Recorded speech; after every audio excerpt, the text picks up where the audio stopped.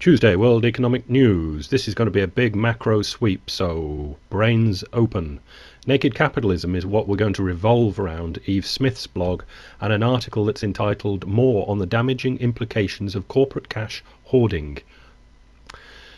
John Authers of the Financial Times, Superman, provides an update on corporate cash hoarding. In brief, it's getting worse due to a probably warranted executive nervousness about business prospects. In other words, corporations are hoarding cash because they see in the future that they might damn well need it. We move into the article, and he's been through that and has touched on private cash hoarding as well, or paying down debt, which is equated to be the same thing. So we have corporations, businesses and private citizens saving or paying down debt, which is the equivalent. And we move into the article itself. Therefore, when both domestic households and the corporate sector are saving at the same time now, then you need to have a very large trade surplus, a very large government deficit, or some combination of the two.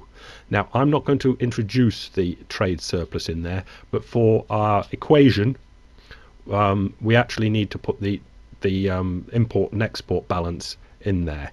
But for simplicity, I'm leaving it out completely. So I'll just run that again. Therefore, when both domestic households and the corporate sector are saving at the same time, you need to have a very large government deficit. Okay? It's that simple. There is no other way to square this circle. Horrible expression, but there we are. Anyone who tries to tell you otherwise does not understand double entry bookkeeping, which the West has used for at least the last 5 centuries with some success. So this is just an accounting fact. And I'll give it you again. Therefore, when both domestic households and the corporate sector are saving at the same time, then you need to have a very large government deficit. Okay. Now, we're going to leave this article and go to a chart by Societe Generale, SocGen. And this gives us savings, investment imbalance in the housing sector. This is US information, data. Savings, investment imbalances in the business sector, and savings, investment imbalances in the public sector, government. It goes back to 1952. Go to the website and look at it. It'll be the first chart up. I think it'll be called number 2, but we'll move on. And you'll be able to see the red ones, the light red and the dark red, which is household and business, and the black, which is government. And when one goes up, or say when the red goes up, the black goes down. When the red goes down, the black goes up. Bidip, bidip, bidip. They have to work like that. As I say, trade imbalances are not in this chart, but even without them, it is obvious. You can see it with your own ears. It's a fact, okay? So, let's move on. Back to the article on naked capitalism. And what if government embarks on an austerity program in the face of private sector efforts to deleverage? Income growth will stall, and if the austerity program is large or sustained enough, falling household wages and business profits can result. I think that's a mistake. I think that should be will result. Austerity will result in businesses cutting back and cutting down on wages. Cutting down on wages will cut down on profits, which will cut down on businesses employing people, and it'll all spiral downwards, right? And this is all because the private sector, as in people and businesses, are doing the rational, sensible thing because they see a dodgy future. They are personally saving. That all those individual decisions are making for the end of the world. The only way the end of the world can be averted is by governments running huge deficits. The result might not sound bad, since lower wages and prices would make US goods more competitive abroad, but in economies suffering from a debt hangover, in other words, there's lots of money on the books that is bound to be repaid. As incomes fall, it becomes even harder to make payments on outstanding loans. Defaults and bankruptcies cascade through the financial system, leading to even more reluctance to borrow and lend. In other words, the result of austerian fiscal policies is deflation, falling wages and prices, which can easily snowball into a depression. Are you keeping up? So let's pop to Edward Hugh and have a little look at something like this, and have Greece as our example. Greece is almost certainly on track, but towards which destination is it headed? As I say, Edward Hugh. There is a difficulty that is widely recognised, that the amount of debt to be repaid is high in 2014-15, and that was Georgios Papakonstantinou, the Greek finance minister, saying that they're going to do all this austerity, and they've been well doshed up by the IMF and the EU. They've got plenty of money, but at the end of it, they're going to be well in debt. And when that binding you over cash runs out, basically he's saying, well, I'm not sure that we'll be able to carry on, because they're obviously be in a lot more debt in 2014-15. And as Edward Hughes is saying, they're on track, but where are they going?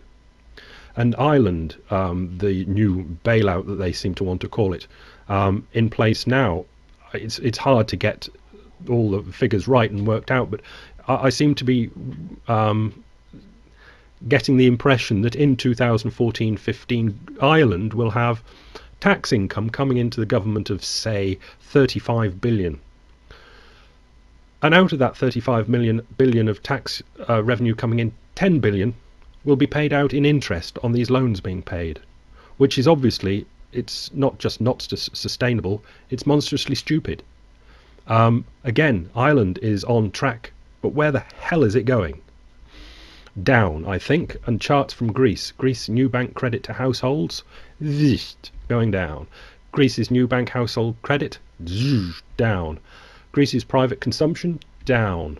Greece's GDP, quarter over quarter, since 2008, the whole of 2009 it's down, 2010 it's down, so 7 quarters of GDP negative. This is what you get when you go to austerity. Back to Naked Capitalism, and Eve's going to quote Martin Wolf, another Financial Times man. This is why deficit spending, particularly on long-term investments, as Martin Wolf stressed, is sound in a deep recession or near depression. The problem is, this policy was abused in the expansionary periods and has gotten an undeserved bad name. Okay, yes, we know. In the good times, the government still spent like they spent, didn't they? So we don't want to let them continue spending when it is now absolutely and totally necessary. The fact that antibiotics are overprescribed is no reason to refuse them if you have a gunshot wound. So this gives us a prism, a lens to look at the world with. If your country is saving in the personal sector and the business sector, and the government is trying to run austerity, your GDP will go minus, and there's a good chance it'll spiral, gurgle into a depression. The United States, now with the Republicans with a bit more control, might cut down on the deficit spending to under $1 trillion. Business will pick up on this and stay tight. If businesses stay tight, unemployment will stay elevated, and I think it'll bump along the bottom, or if there's any more sort of austerity, it'll go negative. What it basically means is there is no way out of this except huge government spending, or just print the money up and let some get it into the economy somehow. But another bottom line is, obviously somebody's got to print that money up, and the people charged with doing that at the moment are central banks, and even the ECB will eventually have to come along and buy up sovereign bonds of, say, Spain and Italy, and the banks, the Kayas and the all sorts of winky-wanky debt that's out there, or the whole thing just gurgles down the plug hole. So I think they will print up.